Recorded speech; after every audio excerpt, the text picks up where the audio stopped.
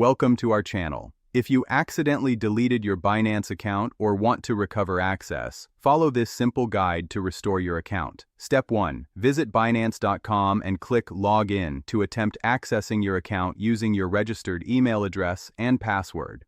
Step 2. If you can't log in, click Forgot Password and follow the prompts to reset your password using your registered email address. Step 3.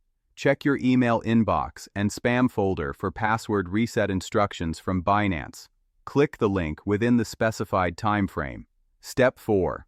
If account deletion was recent, within 7 days, contact Binance customer support immediately through their website support ticket system or live chat. Step 5. Provide verification information including your full name, registered email, phone number, and any identification documents used during account creation. Step 6.